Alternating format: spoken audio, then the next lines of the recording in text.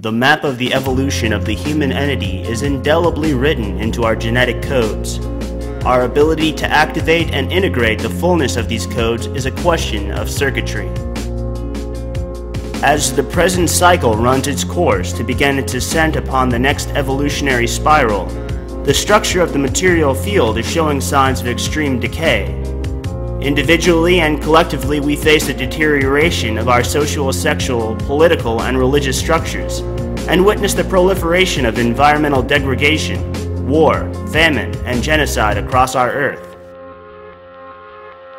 There is a renewed collective calling to achieve a level and strength of personal transformation that ultimately impacts the global reality, a form of transformation that provides both deliverance from personal suffering and a clear understanding of how changes at the fulcrum point of individual awareness will impact the morphogenetic influence vital to sustainable enlightenment and conscious evolution on a planetary scale.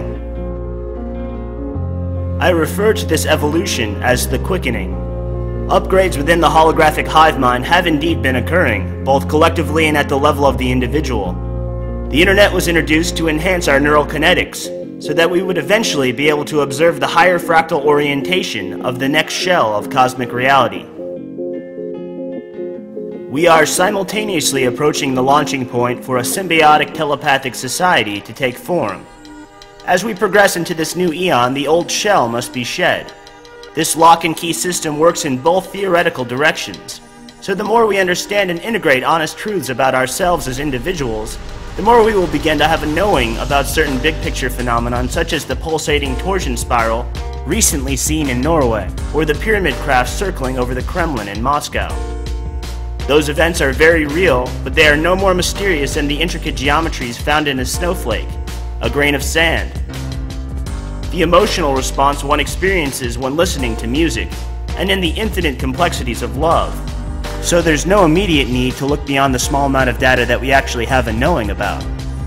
However, as we look at these nearby mysteries, the macro schematic begins to take a form that we can finally understand, and we are no longer fearful of it, as we exhaust our curiosity. Neutrality begins to arise, and out of neutrality comes truth. 2010, the chrysalis breaks, the year we make contact. The synchronicities we experience on a daily basis become too profound to overlook as mere coincidence. Sigourney Weaver starred in 1979's Alien, where ETs were portrayed as reptilian acid-spewing demons, personifying our fear of ego death and our immature misconceptions at the time concerning what might be out there in the vastness of space. 30 years later, the higher octave of how we've begun to view extraterrestrials begins to take form, as Weaver stars in James Cameron's Avatar, where human beings are now the antagonists, invading an alien species planet called Pandora. Notice the planet the blue star Native American-like ETs called the Na'vi live on is actually a moon orbiting a planet that looks very much like our own Jupiter, the same planet used to visually accompany the idea of first contact in 2010: A Space Odyssey. They worship the life force of the planet, which they call Iwa, which is similar phonetically to Crowley's interdimensional contact and alleged author of the Book of the Law, Aiwass. The humans invade Pandora to mine for a valuable cosmic resource and continually fail to recognize the value of the planet or its peoples isn't in the ground, but in the flowing nexus of life seen in every fractal tendril of the alien environment. The Na'vi are all born with a long braid of hair that acts as the same kind of neural jack Neo used to access the Matrix. To quote Chris Knowles of The Secret Sun, maybe the Na'vi will turn out to be a post-industrial society who created Iwa as a self-sustaining biological mainframe, which allowed them to finally harmonize with the world they were left stranded on by some race of previous sky people, which some of you might remember is a rough translation of Anunnaki. As units of human biocircuitry, we are the culmination of a variety of life force energy systems. The new frontier of healing lies in the knowledge that these systems are not fully connected. A clue leading us towards the recognition of this knowledge is the presence of thousands of millions of inactive base pair chemicals within the human DNA. The energetic nature of consciousness that fosters all life is integrated by the human heart-body-mind via biocircuitry. The circuitry is the delivery system that integrates this source intelligence, translating this energetic electromagnetic life force into the bioinformational matrix that is the vibratory infrastructure of the human hologram. As a result of the genetic modification of our DNA, the human biocomputer is not capable of sustaining its molecular structure in a stage of superconsciousness. The reconnection of circuitry restores the fundamental energy supply intrinsic to the human ability to achieve and sustain cosmic evolution into the new paradigm. This electromagnetic energy is integrated into the body through meridians or circuits to be translated by the chakra centers into bioinformational signals for the endocrine system to utilize.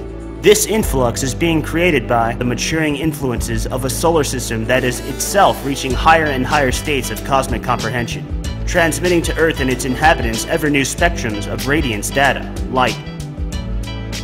Massive beams of this hypercreation code are emanating from the galactic core to sweep their influence through the solar system, activating and integrating the symbiotic evolutionary covenants that lie dormant and waiting in every cell of every living creation for this kiss of life to awaken them to a new model of existence, a new paradigm.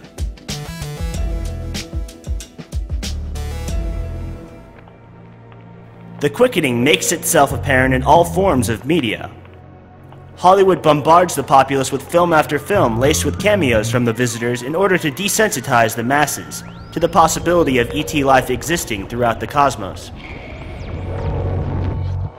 District 9 creates a base for human ET empathy as we see the visitors corralled in horrid concentration camp conditions in South Africa. The film Surrogate, starring Bruce Willis, highlights the idea of piloting a puppet alien self and losing one's humanity in the process. Avatar finally takes us one step further, showing the symbiotic relationship between all living things, Gaia, the cosmic pulse, and the highest of the high, unmoved mover. The combined experiences and star vibrations of the holographic universe and every conscious life form within it, the pure energetic vortex of love. I substare into the nebula far gone, where the dust of my bones entangle with the tar of stars. And in my darkest moment, fetal and weeping, the moon tells me a secret, my confidant. As full and bright as I am, this light is not my own. A million light reflections pass over me. Its source is bright and endless. She resuscitates the hopeless. Without her, we are lifeless satellites dreaming dreams. So crucify the ego before it's far too late to leave behind this place so negative and blind and cynical, and you will come to find that we are all one mind.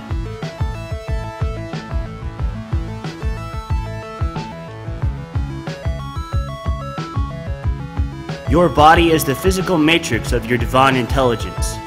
As omniscient awareness expands through the download of natural divine knowledge via the electromagnetic delivery system of circuitry, your physical matrix alters accordingly.